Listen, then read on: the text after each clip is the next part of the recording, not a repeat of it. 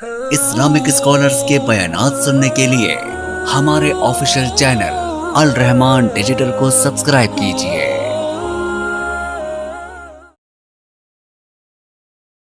اعوذ باللہ السمیع العلیم من الشیطان الرجیم بسم اللہ الرحمن الرحیم ان اللہ یدافع عن الذین آمنوا ان اللہ لا يحب كل خوان کفور۔ یقیناً اللہ رب العزت اہل ایمان کا دفاع کرتے ہیں۔ اللہ رب العزت کی سنت ہے صحابہ اہل ایمان کا دفاع کرنا، اور آج کی اس مختصر مجلس میں خلفائے راشدین صحابہ کرام کے اوپر جو الزامات، اعتراضات روافض کی طرف سے لگائے جاتے ہیں، بڑے اختصار کے ساتھ 5-6 چیزیں آپ احباب کے سامنے رکھنا چاہتا ہوں۔ خصوصی توجہ کی ضرورت ہے۔ سیدنا ابو بکر صدیق رضی اللہ تعالی عنہ وہ ہستی ہیں کہ جب سیدنا عمر بن عاص رضی اللہ عنہ نے رسول اکرم صلی اللہ علیہ وسلم سے سوال کیا، ای الناس احب الیک، آقا یہ بات ہمیں بتا دیں کہ پوری کائنات میں، پوری انسانیت میں سب سے زیادہ آپ کو محبوب کون ہے؟ تو نبوت کی زبان یوں ارشاد فرماتی ہے، پوچھنے والے اگر سچ پوچھتے ہو، اس پوری کائنات میں جس کی محبت میں محمد صلی اللہ علیہ وسلم کے دل میں سب سے زیادہ ہے، اس کا نام عائشہ رضی اللہ عنہا ہے۔ پوچھنے والے عمر بن عاص رضی اللہ عنہ کہتے ہیں، حضور میرا سوال مردوں کے بارے میں ہے، عورتوں کے متعلق نہیں۔ آپ نے فرمایا اگر سچ پوچھتے ہو، اس پوری انسانیت میں جس مرد کے ساتھ میں محمد صلی اللہ علیہ وسلم کو سب سے زیادہ عقیدت اور محبت ہے، ابوہا وہ اس کے والد ابو بکر صدیق ہیں رضی اللہ تعالی عنہ۔ اس ہستی پر آج یہ اعتراض کیا جاتا ہے، اور یہ زبانیں چلتی ہیں، اور یہ زبانیں تان دراز ہوتی ہیں کہ لو جی نبی پاک صلی اللہ علیہ وسلم ابھی آپ کا جسد اطہر اس دنیا میں موجود تھا، حضرت علی رضی اللہ عنہ ان کے کفن دفن کا انتظام کر رہے تھے، لیکن ایک گروہ نکلا، سقیفہ بنی ساعدہ میں پہنچا، اور ان کو اپنی خلافت کی پڑی ہوئی تھی، اور یہ اعتراض کیا جاتا ہے، دیکھیے گا آقا سے محبت کسے ہے اور دنیا کا لالچ کسے ہے؟ کہا جاتا ہے ابو بکر صدیق رضی اللہ عنہ نے نعوذ باللہ دنیا کی محبت، خلافت کی لالچ میں آ کر سقیفہ بنی ساعدہ میں جا کر وہاں جا کر اپنی خلافت کا اعلان کروا لیا، اور پیغمبر علیہ السلام کی میت کا خیال ہی نہ کیا۔ آئیے اس مسئلے کو سمجھ لیں۔ جذباتی طور پر یہ بات واقعتاً بہت بڑی نظر آتی ہے، لیکن حقیقت بات کو سمجھیے گا کہ آج ہمارے سامنے اس کی ایک مثال موجود ہے۔ ہمارے پڑوس میں ایک لیڈر فوت ہوتا ہے، قتل کر دیا جاتا ہے، ابھی آج تک اس کی میت کی تدفین نہیں ہوئی ہے، لیکن اس کا بیٹا اس کا جانشین بھی بن چکا ہے، اور اعلانات کے مطابق اس کے بیٹے نے اس جنازے میں شرکت سے انکار کیا ہے، وجہ سیکیورٹی بتائی ہے۔ آپ دیکھیے جو لوگ سیدنا ابو بکر صدیق رضی اللہ عنہ کے عمل پر تان کرتے تھے، آج انہوں نے خود اپنا خلیفہ جو چنا ہے، پہلے کی تدفین سے پہلے ہی چن لیا ہے، اور اس کے جنازے میں شرکت سے انکار بھی کر دیا ہے۔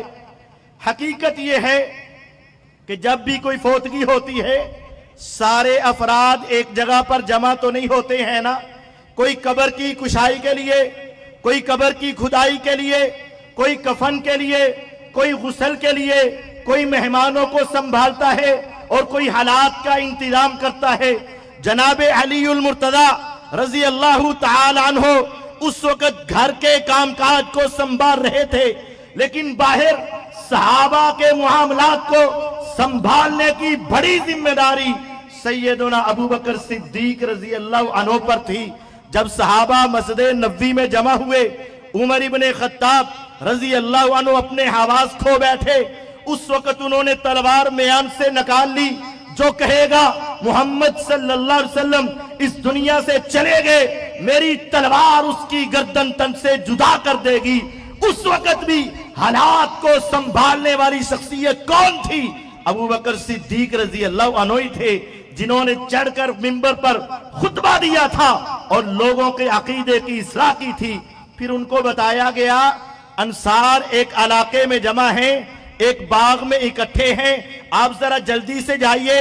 وہاں وہ لوگ اپنی خلافت کا اقرار کرنے کے لیے اور بیعت کرنے کے لیے تیار ہیں. سیدنا ابو بکر صدیق رضی اللہ عنہ ہنگامی حالات میں فوراً عمر رضی اللہ عنہ کو ساتھ لیا. وہاں پہنچے، وہاں منظر کچھ اور تھا.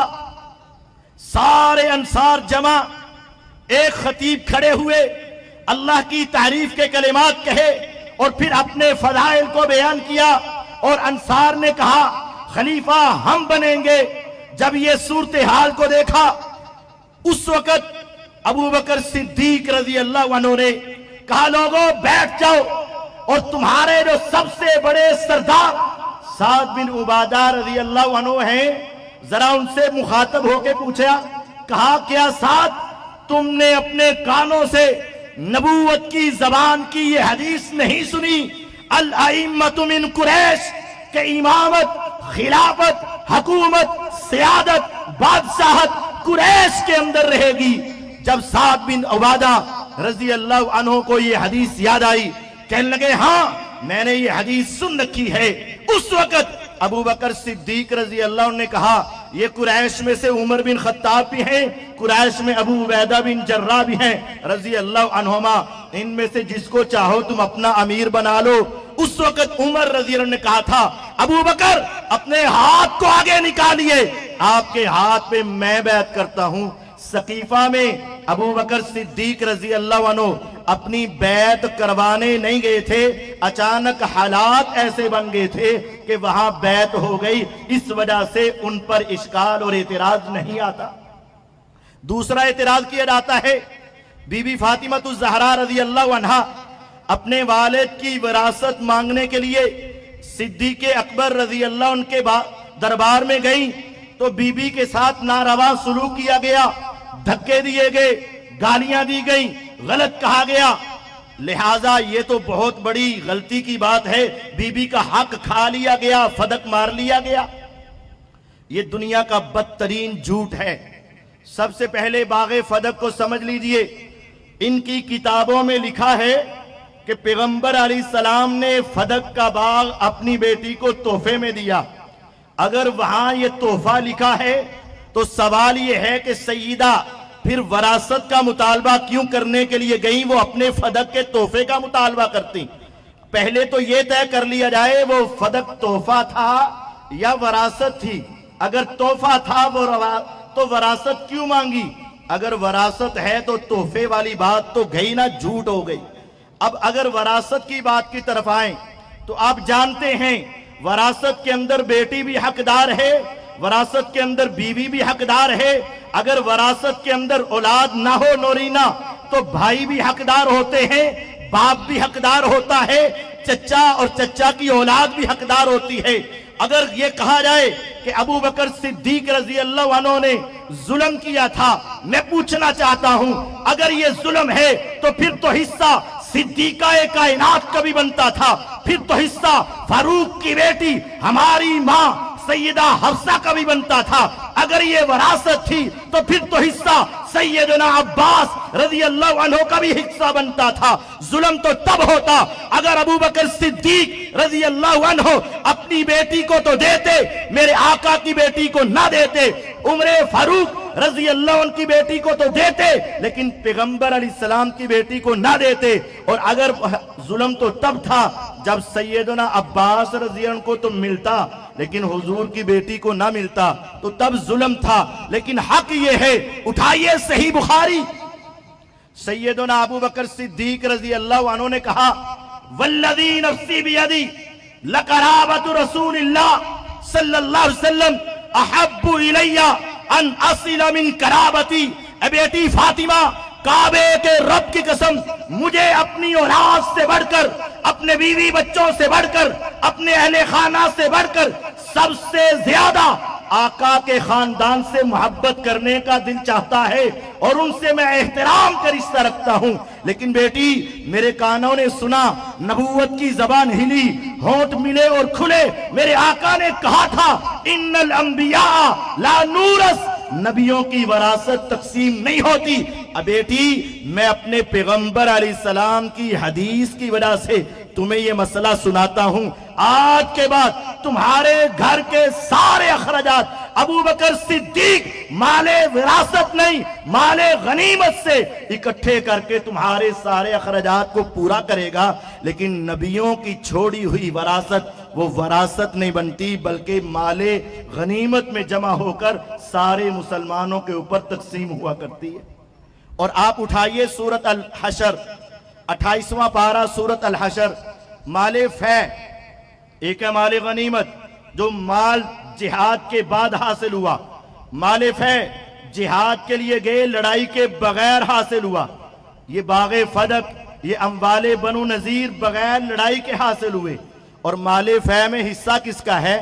قرآن ہے, 28واں پارہ ہے, سورۃ حشر ہے. میرے رب نے 6 چیزیں بیان کی. وما افاء اللہ علی رسولی من اہل القرى فللہ وللرسول ولذی القربى والیتامى والمساکین وابن السبیل. جو مال فے آئے اس میں اللہ کا حصہ 5واں نکالا جائے گا, اس کے رسول کا حصہ نکالا جائے گا, قرابت داروں کا حصہ نکالا جائے گا, یتیموں کا حصہ نکالا جائے گا, مسکینوں کا حصہ نکالا جائے گا, مسافروں کا حصہ نکالا جائے گا. جب 6 قسم کی شخصیات اس کے وارث تھے تو پھر میرے آقا کی وراثت کیسے بن سکتی تھی؟ آگے رب نے کہا کیلا یکونا دولتم بین الاغنیاء منکم. مال فے کسی کی وراثت نہیں بنے گا تاکہ کسی کے درمیان وہ گھومنا شروع نہ ہو. مال فے اپنی جگہ پہ قائم رہے گا, اس کا منافع اور فائدہ باقی سارے افراد کو ملے گا, لیکن یہ کسی کی جائیداد نہیں بن سکتا. جب قرآن نے فیصلہ کیا مال فے کسی کی جائیداد نہیں بن سکتا تو پھر پیغمبر علیہ السلام اس کو ہبہ بھی نہیں کر سکتے تھے اور میرے آقا کی یہ وراثت بھی بن نہیں سکتی تھی. اور آخری بات, اگر یہ کہا جائے ابو بکر صدیق رضی اللہ عنہ نے نعوذ باللہ ظلم کیا, ہم کہتے ہیں ظلم نہیں ہے. بتاؤ جب ابو بکر رضی اللہ عنہ کے بعد عمر فاروق رضی اللہ عنہ خلیفہ بنے, پھر انہوں نے انتظام حضرت علی اور عباس کو دیا کہ نہیں دیا؟ دیا تھا. کیا انہوں نے اس کو اپنے قبضے میں لیا؟ نہیں لیا. جب پھر ان کے بعد عثمان غنی رضی اللہ عنہ آئے, ان کے بعد علی المرتضی رضی اللہ عنہ آئے, 6 سال تک وہ مال ان کی کسٹڈی میں رکھا. کیا انہوں نے اس وقت حضرت حسن حسین رضی اللہ عنہ کو دیا؟ نہیں دیا. کیوں نہیں دیا؟ وہ کہتے تھے اس بارے میں میرا بھی وہی فیصلہ ہے جو ابو بکر صدیق اور محمد الرسول اللہ صلی اللہ علیہ وسلم کا فیصلہ ہے. یہاں اعتراض کرنے والا سیدنا عمر رضی اللہ عنہ پر بھی اعتراض کرتا ہے. اعتراض کیا ہے؟ بڑی مشہور حدیث ہے. دیکھیں جی, نبی کریم صلی اللہ علیہ وسلم بیمار ہو گئے, زندگی کے آخری ایام ہیں, آپ نے کہا کاغذ لاؤ, دوات لاؤ, میں تمہیں کچھ لکھ دوں. تو پھر کیا ہوا؟ کہتے ہیں عمر رضی اللہ تعالیٰ نے روک دیا. تو پھر کیا لکھنا تھا؟ حضرت علی کی خلافت لکھنی تھی, روک دی. اچھا, ایک طرف مشکل کشا کہتے, ایک طرف کہتے ہو عمر کے کہنے پہ رک گئی. ایک طرف کہتے ہو غدیر خم کے موقع پر, یہ تو حضور علیہ السلام کی وفات کے قریب ہے نا. ایک طرف کہتے ہو جب حضور حج کر کے آ رہے تھے تو غدیر خم کے موقع پر آپ نے کہہ دیا تھا من کنت مولاہ فہذا علی مولاہ, میرے بعد علی خلیفہ بنیں گے. ہم کہتے ہیں اگر ادھر کہہ دیا تھا تو پھر ادھر لکھوانے کی ضرورت کیا تھی؟ اس کا مطلب یہ ہے کہ پہلے نہیں کہا گیا تھا تو لکھوانا چاہتے تھے. اور تیسری بات سمجھیں, لکھوانے کا انکار کس نے کیا؟ لکھوانا کون نہیں چاہتا تھا اور آقا لکھنا کیا چاہتے تھے؟ یہ دو باتوں پر بڑی قابل غور توجہ. آپ لکھنا کیا چاہتے تھے, لکھوانے کا انکار کس نے کیا؟ اٹھاؤ صحیح بخاری, اٹھاؤ صحیح بخاری, اٹھاؤ صحیح مسلم. صحیح بخاری 7125 نمبر روایت, صحیح مسلم 2387 نمبر روایت. پیغمبر علیہ السلام جب بیماری کے عالم میں آئے, نبی پاک صلی اللہ علیہ وسلم نے کہا, عائشہ میرا جی چاہتا ہے میں تیرے بھائی عبد الرحمن بن ابی بکر کو بلاؤں, میرا جی چاہتا ہے تیرے والد ابو بکر صدیق کو بلاؤں اور میں لکھ کے دے دوں میرے بعد خلیفہ ہوگا تو ابو بکر ہے. لیکن پھر آپ نے کہا میں نے نہیں لکھا. کیوں؟ آسمانوں پہ رب اور زمین پہ رب کو ماننے والے ابو بکر کے سوا کسی کو اپنا خلیفہ مانیں گے ہی نہیں.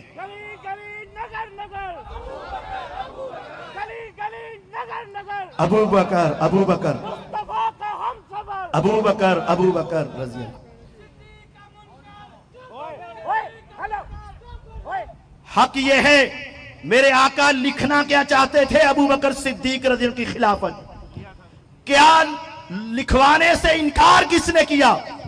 اس موقع پر ابو بکر صدیق, اس موقع پر عمر فاروق رضی اللہ کے ساتھ اہل بیت نے بھی انکار کیا. اہل بیت نے, صحیح بخاری کی حدیث ہے, فاختلف اہل البیت, اہل بیت نے انکار کیا. کون سے اہل بیت؟ کون سے اہل بیت؟ اٹھاؤ صحیح بخاری. حضرت عباس رضی اللہ عنہ دیکھتے ہیں علی المرتضی رضی اللہ عنہ صبح صبح حضور کے پاس سے آئے, کہا کیفا اصبح رسول اللہ. اے علی رضی اللہ عنہ بتاؤ رسول اللہ صلی اللہ علیہ وسلم کی کیفیت رات کو کیسی تھی؟ کہا الحمدللہ بہتر ہیں.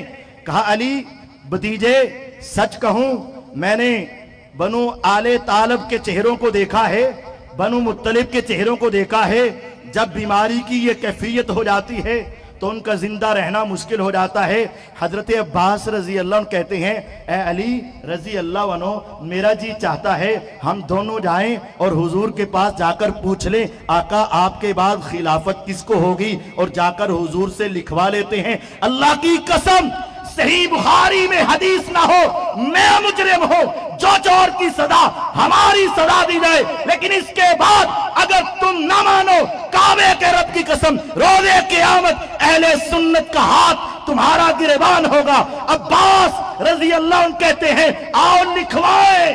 علی فرماتے ہیں میں نے تو نہیں جانا, میں نے نہیں لکھوانا. اگر آقا نے آج انکار کر دیا زندگی میں ہمیں کبھی خلافت نہیں ملے گی.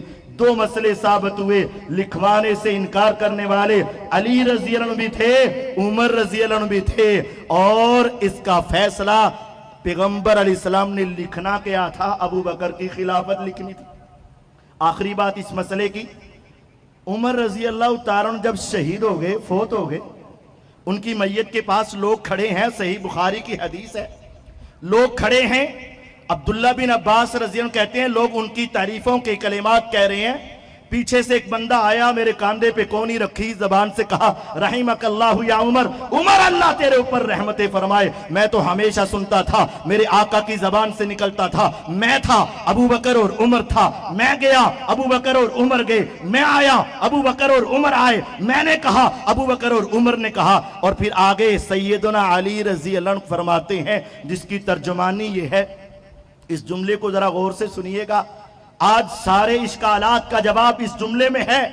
حضرت علی, سیدنا علی, حیدر کرار علی, پیغمبر علیہ السلام کے داماد علی, سیدنا علی المرتضی رضی اللہ عنہ, آج کائنات کے لوگوں میرے عمر رضی اللہ عنہ کو کریکٹر سرٹیفکیٹ دینے لگے ہیں. کہا اے عمر اللہ کی قسم میرا جی یہ چاہتا تھا قیامت کا دن آئے, رب کے سامنے جاؤں, کھڑا علی ہو, نامہ اعمال عمر کا کھل جائے, میری نیکیاں کاش کے عمر کی نیکیوں جیسی بن جائیں. حضرت علی رضی اللہ چاہتے تھے میرا نام اعمال کس جیسا ہو؟ حضرت عمر جیسا ہو. اگر تم کہو خلافت کو چھینا پھر ماننا پڑے گا، علی بھی اسی پہ راضی تھے. اگر تم کہو باغ فدق کو چھینا ماننا پڑے گا، سیدنا علی بھی اس پہ راضی تھے. اگر تم کہو قلم دبات سے روکا تو پھر ماننا پڑے گا، علی بھی اس پہ راضی تھے. اور اگر تم یہ بکواس کرو کہ انہوں نے سیدہ فاطمہ الزہرا کے پیٹ میں ٹانگ ماری، حمل گرا دیا، دروازے کو آگ لگائی، جلا کے رکھ دیا، اللہ کی قسم اگر انہوں نے یہ کیا ہوتا سیدنا علی ان جیسے اعمال پسند نہ کرتے. ان کا ان جیسے اعمال کو پسند کرنا اس بات کی دلیل ہے حضرت علی عمر کے تمام اعمال سے راضی تھے اور انہیں کوئی اعتراض نہیں تھا. سیدنا عثمان رضی اللہ تعالیٰ عنہ پر اعتراض. جناب کیا ہوا؟ کہا عثمان رضی اللہ تعالیٰ عنہ پر اعتراض ہے. کہا کیا اعتراض ہے؟ اعتراض کرنے والے کون تھے؟ آج بھی ان کے پشت پناہ کون ہے؟ سیدنا عثمان بن عفان رضی اللہ تعالیٰ عنہ میرے آقا کے دوہرے داماد تھے. ذرا بات کو غور سے سمجھیے گا. میرے آقا اپنے گھر میں بیٹھے، آپ کے جسم سے کپڑا ہٹا، دروازہ کھٹکا، سیدنا ابو بکر صدیق رضی اللہ عنہ آئے. آپ نے پوچھا کون؟ کہا ابو بکر. کہا آنے دو. حضور بیٹھے رہے، باتیں ہوتی رہی. دروازہ کھٹکا، کون؟ کہا عمر بن خطاب رضی اللہ عنہ. کہا آنے دو. کپڑا ہٹا ہے جسم سے، اسی طرح بے تکلف بیٹھے رہے. پھر دروازہ کھٹکا، پوچھا کون؟ کہا عثمان. کعبے کے رب کی قسم، صحیح بخاری کی حدیث ہے، نبوت کی زبان ہے، موتیوں سے قیمتی، پہاڑوں سے ٹھوس، خوشبوؤں سے معطر. میرے آقا کہنے لگے رک جاؤ. روک دو ذرا. حضور سیدھے ہوئے، کپڑے سیدھے کیے، سیدھے ہو کر بیٹھے. کہا اب عثمان رضی اللہ کو آنے کی اجازت ہے. بیٹھے، باتیں کی، مجلس ختم ہوئی. سیدہ کائنات پوچھنے لگی حضور بات تو آپ کی مرضی کی ہے، لیکن جب میرے بابا صدیق اکبر آئے آپ اسی طرح بیٹھے رہے. جب حفصہ کے بابا عمر فاروق آئے آپ اسی طرح بیٹھے رہے.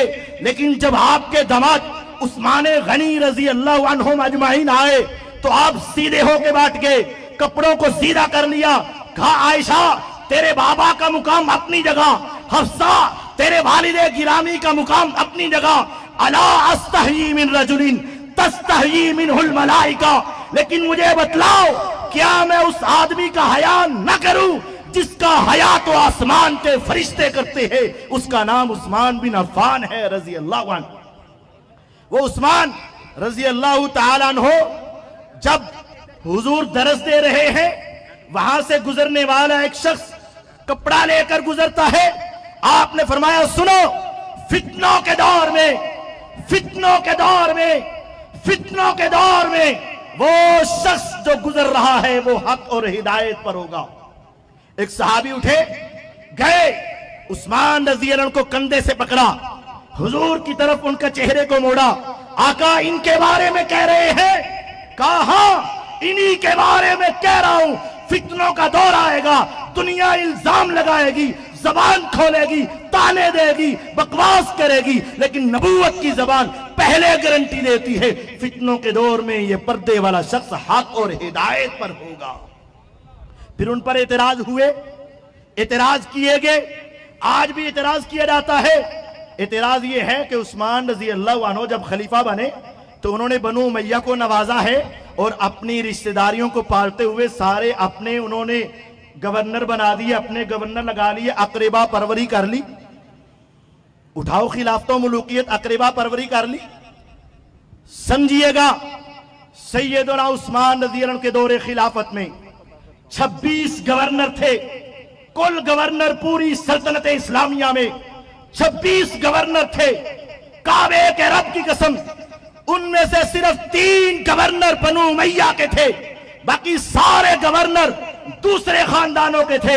اور ان تینوں میں سے بھی 2 گورنر سیدنا عمر رضی اللہ عنہ نے لگائے تھے.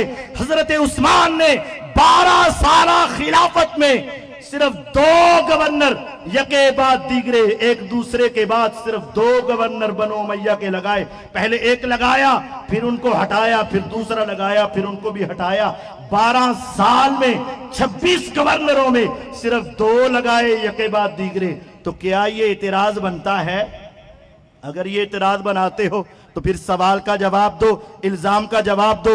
جب سیدنا علی رضی اللہ تعالیٰ عنہ خلیفہ بنے تھے, پھر قسم بن عباس بھی گورنر بنے تھے, معبد بن عباس بھی گورنر بنے تھے, عبید اللہ بن عباس بھی گورنر بنے تھے, عبداللہ بن عباس بھی گورنر بنے تھے, محمد بن حنفیہ بھی گورنر بنے تھے, ابن حویرہ بھی گورنر بنے تھے. یہاں 6 سالہ خلافت ہے اور 6 گورنر ہیں, وہاں 12 سالہ خلافت میں صرف 2 گورنر ہیں. اگر تم اعتراض کرتے ہو تو اس اعتراض کا جواب کیا ہے تمہارے پاس؟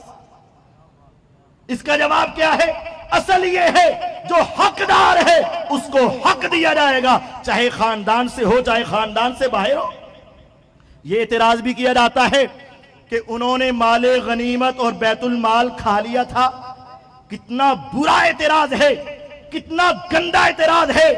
وہ عثمان رضی اللہ عنہ جب میرے آقا کو اسلام کے لیے مال کی ضرورت پڑی تھی, غزوہ تبوک کا موقع تھا, نبوت کی زبان ہلی تھی, کون ہے جو مسلمانوں کے لیے مال دے گا؟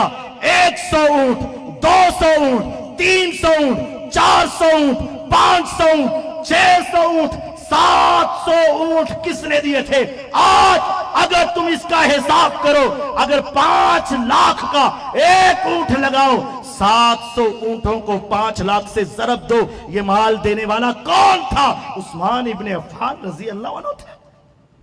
میرے آقا نے کہا گھوڑوں کی ضرورت ہے, 100 200 300 گھوڑے ایک مجلس میں کھڑے ہو کر کس نے دیے تھے؟ اس کا نام عثمان ہے رضی اللہ عنہ. میرے آقا نے کہا درہم و دینار کی ضرورت ہے.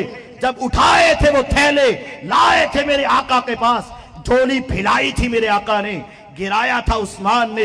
میرے آقا اس طرح ہاتھ اٹھا کے کھیل رہے تھے, زبان سے کہہ رہے تھے ما ذر عثمان ما عمل بعد اليوم. عثمان آج کے بعد تیری ایک نیکی بھی نہ ہو, جنت کی ضمانت تمہیں مل چکی ہے. اس کے بعد تم کہتے ہو مال کھاتے تھے. تو ساری زندگی بیر روما کو لٹا دینے والا آج جس مسجد نبوی میں جا کر نماز پڑھ کے ہزاروں نمازوں کا ثواب لینا چاہتے ہو, اس مسجد کو خرید کر کس نے دیا تھا؟ اس کا نام عثمان تھا رضی اللہ عنہ. آج ان پر یہ اعتراض کرتے مال غنیمت لیتے تھے. آج اصل میں جو حضرت عثمان کے قاتل تھے نا, جن کو پیغمبر علیہ السلام نے منافق کہا تھا, منافق, اٹھاؤ جامع الترمذی, میرے آقا نے کہا تھا عثمان اللہ تمہیں ایک قمیض پہنائے گا, منافق اسے اتارنا چاہیں گے, تو نے اتارنا نہیں تھا. مالک اشتر نخی جس کو آج صحابی بنا کر پیش کیا جاتا ہے, اور صحابی جن کے نزدیک نعوذ باللہ دین کے علاوہ سارے صحابہ دین سے پھر گئے, وہ اس کو صحابی بناتے ہیں. میں پوچھتا ہوں صحابی بنا کر تمہارے نزدیک تو جو صحابی تھے وہ سارے پھر کے, پھر مالک اشتر بھی کیا ہوا؟ پھر وہ بھی مالک اشتر صحابی نہیں ہے. مالک اشتر میرے پیغمبر علیہ السلام کے داماد عثمان رضی اللہ عنہ کا قاتل ہے. مالک اشتر میری امی صفیہ رضی اللہ عنہ کے اونٹ پر مارنے والا ہے. مالک اشتر کو میری امی صفیہ نے کہا یہ کتا ہے جو میرے اوپر حملہ کرنا چاہتا ہے. مالک اشتر وہ ہے جس کے بارے میں میری امی عائشہ رضی اللہ عنہ نے کہا میں مسلمانوں کی ماں ہوں, مالک اشتر کی ماں نہیں ہوں. آج اس مالک اشتر کو صحابی کہا جاتا ہے. خاموش, بات سنیں توجہ سے. پیغمبر علیہ السلام کے صحابہ, ان کا دفاع, ان کے بارے میں بات کرنا ہمارا ذمہ ہے, ہمارا حق ہے. آخری بات سن لیجیے پھر میری بات ختم ہوتی ہے. آج بہت بڑا اعتراض ہے. سیدنا معاویہ رضی اللہ تعالیٰ عنہ نے خلافت کو ملوکیت میں بدل دیا. بہت بڑا اعتراض ہے. صرف 3-4 منٹوں میں یہ حل کر کے اپنی بات ختم کرتا ہوں. پہلی بات سمجھ لیجئے گا, خلافت کا کوئی خاص طریقہ شریعت نے ایک مقرر نہیں کیا. بلکہ خلیفہ کی ثواب دید ہے، جیسے چاہے وہ کر سکتا ہے۔ نبی پاک صلی اللہ علیہ وسلم نے اپنے بعد اشارے بہت کیے کہ میرے بعد مصلی پہ کھڑا کر دو، اگر میں نہ ملوں تو ابو بکر صدیق کے پاس آ جاؤ رضی اللہ عنہ۔ اشارے کیے لیکن لفظ بول کر ابو بکر میرے بعد خلیفہ ہیں یہ نہیں بولے، تو اشاروں سے خلافت سمجھائی، یہ ایک طریقہ ہے۔ ابو بکر رضی اللہ عنہ نے کہا میرے بعد حضرت عمر خلیفہ ہیں، دو ٹوک لفظ بولے، یہ دوسرا طریقہ ہے۔ عمر رضی اللہ عنہ نے کہا میرے بعد یہ 6 بندے ہیں، ان میں سے جس کو چاہو خلیفہ بنا لو، یہ تیسرا طریقہ ہے۔ عثمان رضی اللہ عنہ نے کچھ بھی نہیں کیا، خاموش رہے، یہ چوتھا طریقہ ہے۔ علی حیدر کرار شیر خدا رضی اللہ تعالی عنہ نے کہا اللہ تعالیٰ جس کو چاہے گا بنا دے گا، جو مسلمانوں کے لیے بہتر ہوگا، یہ ان کا 5واں طریقہ ہے۔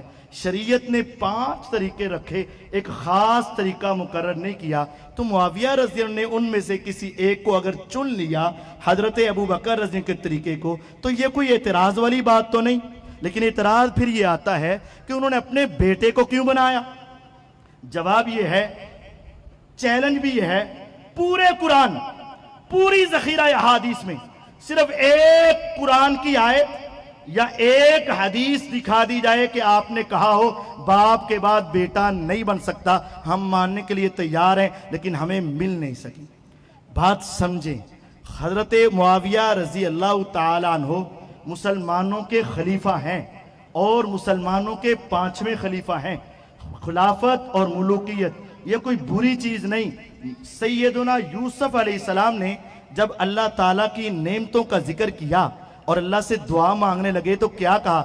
ربی قد آتیتنی من الملک، اے رب تو نے مجھے بادشاہت دی، ملوکیت دی، وعلمتنی من تعویل الاحادیث، تو نے مجھے خوابوں کی تعبیر کا علم سکھایا۔